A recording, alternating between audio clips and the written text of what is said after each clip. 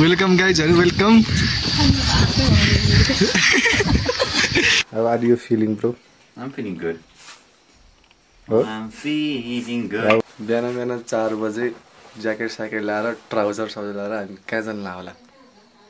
guess थम्बनेलहरु guess गरिहाल्छु नि of course म थम्बनेल हाल्दिन सो के रे हाम्रो यो 2 वर्षको प्लान बल्ल बल्ल सक्सेस हुँदैछ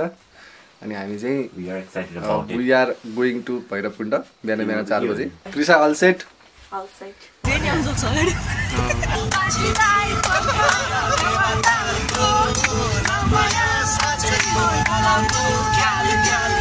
हामी बाटोमा आइपुग्यौँ हैन लिस्ती पुग्नलाई 2 किलोमिटर बाँकी होला लगभग अनि हामी 4 बजे हिँडेको 12:20बाट अनि कति बजे 6:30 भयो ठ्याक्कै 6:30 भयो अनि अब हामी 15 मिनेट जतिमा पुगिन्छ होला लिस्ती सायद अति नै ग्राभल बाटो छ अब बोलेरोको पछाडि बस्न पनि सम्भव छैन त्यस्तो बाटो छ अगाडि बस्न पनि अलि बिचोक हुँदो रहेछ हैन अनि रमाइलो भइराछ धेरै रमाइलो भइराछ कि पानी त यता पनि गर्न सकिरहेको बुझ्नेले बुझ्नु आउँथे हैन लिस्ती आइपुग्यौँ यो लिस्ती मन्दिर हामी यसो दर्शन गर्छौँ अब अनि केही अलिकति खाजा खान्छौँ यसो दर्शन गरेर अनि धेरै गल्प नगरिकन हामी हिँडिहाल्छौँ के अरे बगानबाट अलि माथि गइसकेपछि ठ्याक्कै 9 पनि बज्यो अनि गाडी अलिकति खस्यो बाटोको कन्डिसन बिग्रियो होइन यस्तो छ बाटो यहाँ हेरौ न यसो डोरी लाएरै तान्नुपर्ने अवस्था भयो के गर्नु कम्प्रोमाइज गर्नुपर्छ अलिअलि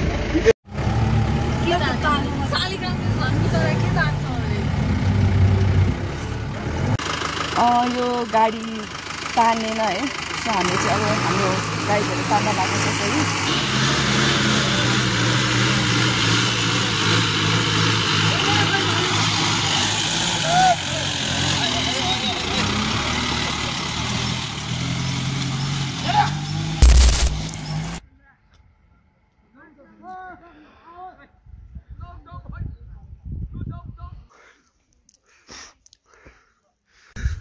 अहिले नि गाह्रो भइसक्यो यार के गरी चढ्ने हो बसिरहेछन् ऋषभ प्रतिमा धेरै गाह्रो के यतिसम्म गाह्रो हुन्छ भनेर सोचेको पनि थिएन त्यो चौकर मकरबाट जब हाम्रो बोलेरो राख्यो त्यहाँनिर बोलेरो राखेदेखि कति भएको थियो हामी 10:10 भएको थियो ठिक्क बोलेरो राख्दाखेरि त्यहाँबाट हिँड्न सुरु गरेको सुरुको फर्स्ट स्टेप चाल्दैखेरि गाह्रो भयो क्या हैन किनभने माथि भैरवकुण्ड त 4250 कति मिटर छ नि त सो अल्टिट्युड हाई भएर हो गाह्रो छ है अब म चाहिँ फर्स्ट टाइम आएको हाम्रो टोलीहरू पनि फर्स्ट टाइम आएको सो के हुँदो रहेछ एक्सपिरियन्स गर्न बाँकी छ है त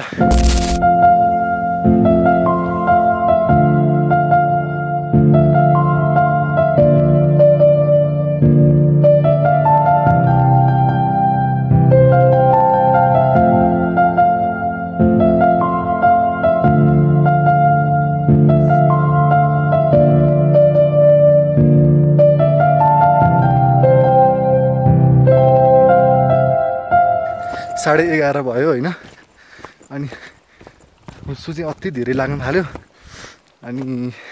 अलिअलि बिचमा अब फोटोसोटो खिच्दा मैले धेरै त खिचिनँ अब अलिकति ट्राभलर जस्तो देखाउनु पऱ्यो नि होइन त्यसो गर्दाखेरि चाहिँ अब एक्लै खिच्नुपर्छ सो अलिकति ढिला भयो अनि 11:30 भएछ यही पेसमा हिँड्यो भनेदेखि चाहिँ 1 घन्टा लाग्छ कहीँ बिचमा फोटो खिचेर नअल्मलिकन भन्ने चाहिँ 1 घन्टा लाग्छ अरे भनेर पनि भन्ने हुन्छ यहाँ कतिजनाले उताबाट फर्किने मान्छेले सो पानी पनि पर्न थाल्यो अनि अब तुवालाई सिरिज के फोटो खिच्नु सो सिधै अब म चाहिँ माथि नै लाग्छु होइन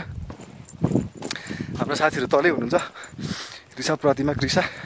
तलै छन् अनि बिस्तारै आउँछन् उनीहरू चाहिँ छाता पनि छैन फेरि मसँग चाहिँ एउटा छाता निशासँग छ एउटा छाता ऋषभसँग छ मेरो क्यामेरा छ क्यामेरा भिजाउने बर्बाद हुन्छ सो म चाहिँ अब फोटोसोटो नखिचिकन नअल्मलिकन सिधै जान्छु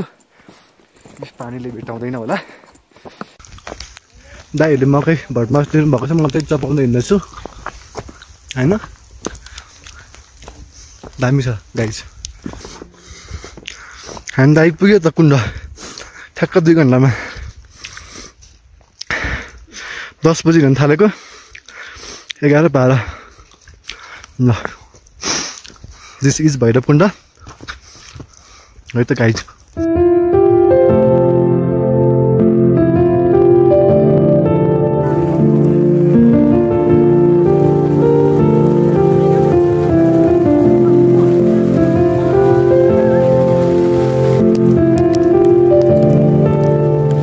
मुभमेन्ट यस्तो दामी भयो होइन हामी आउने बित्तिकै यस्तो बवाल पानी परेको थियो हामी जान सकिँदैन होला जस्तो लाग्दा पनि दामी स्नो भयो होइन अनि सिनारियो चाहिँ so yeah this is the best ever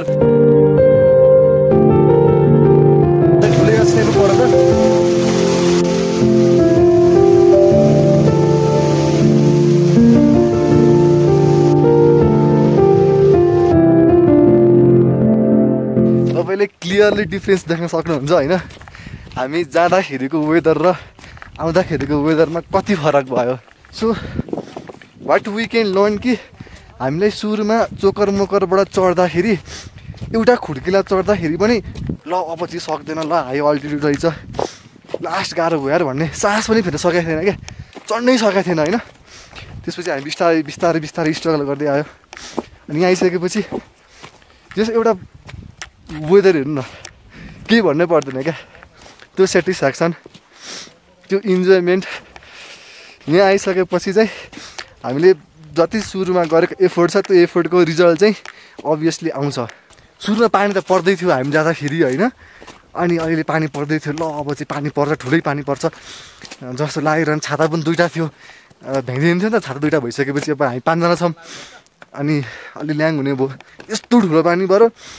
पानी सँगसँगै असिना पनि पऱ्यो अनि बिजोक नै भयो क्या त्यहाँनिर अनि पसिना पर्दै गयो होइन ल सेतो हुँदैछ अनि एकछिनपछि त त्यो पानी पर्दा क्या बाहिर त क्या दामी क्या पुरै हिउँले ढाक्न थालिसक्यो होइन अनि त्यो सिन हेर्दाखेरि चाहिँ ल वर्थ इट एकछिन दुःख गर्दाखेरि चाहिँ वर्थ इट भयो भैरवकुण्ड अहिलेसम्मको म काठमाडौँ बसिन्जेलसम्म यतिसम्मको एक्सपिरियन्स गरेर पाएको थिएन यो चाहिँ मेरो एभर एक्सपिरियन्स अहिलेसम्मको दामी गुड अल गुड राम्रो भयो बुवालाई कस्तो लाग्यो त आजको